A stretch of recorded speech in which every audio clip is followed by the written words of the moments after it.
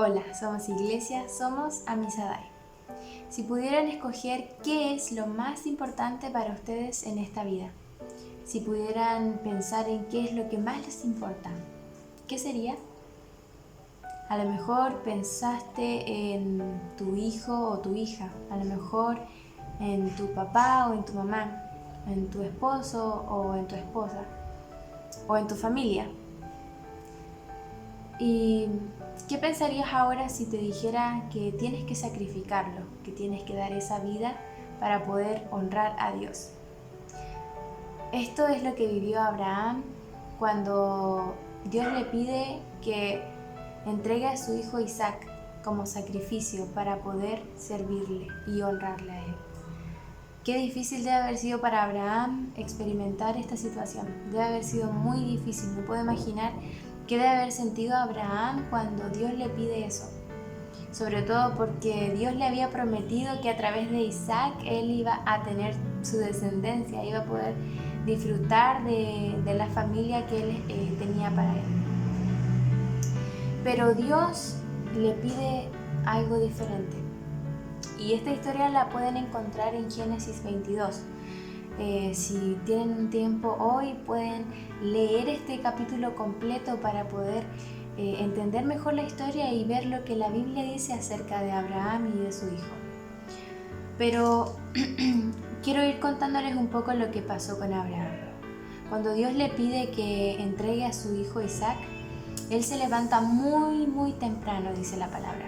Se levanta muy temprano y comienza a preparar todas las cosas para este viaje que va a significar la muerte de su hijo. Entonces, imagínense qué debe haber pasado por su mente mientras él preparaba las cosas. Qué debe haber pasado por su mente cuando él empezó a cortar la leña para poder sacrificar a su hijo. Debe haber sido un momento muy difícil. Y aún más después cuando comienza su viaje y tiene que caminar durante 3 días. ¿Cómo deben haber sido esos días de caminata en dirección al sacrificio que tenía que hacer? Debe haber sido muy terrible para él, pero también debe haber sido un tiempo para pensar, para meditar en las promesas de Dios, en el compromiso que él había hecho con Dios y también en los mandamientos que también tenían que cumplir. Cuando llegan al lugar, Abraham le pide, están cerca del lugar y Abraham le pide a sus siervos que lo esperen ahí junto al asno que ellos llevaban y les dice que él va a ir con su hijo a tal lugar para poder honrar y adorar a Dios. Entonces él toma esta leña, toma a su hijo y el cuchillo con el que tiene que degollar a su hijo. Cuando llega al lugar, Abraham, convencido de lo que Dios le había dicho, se prepara para poder realizar el sacrificio. Y cuando está a punto de hacerlo, un ángel del Señor le dice: Abraham, no lo hagas. Entonces Abraham se detiene y en medio de esa circunstancia, Abraham mira hacia un lado y se da cuenta de que hay un carnero que está atorado entre algunas ramas. Entonces entiende que ese es el sacrificio que debe entregarle a Dios. Y yo me hago una pregunta cuando pienso en toda esta historia. Mi pregunta es: ¿qué mantuvo a Abraham con vida durante todo ese tiempo?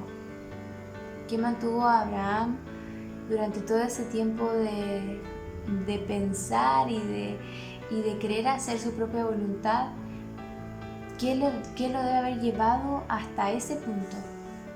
Y no hay otra respuesta más que la fe. La fe de Abraham lo hizo famoso, lo hizo recibir el nombre del Padre de la Fe, ¿cierto? La fe de Abraham hizo que su hijo viviera también.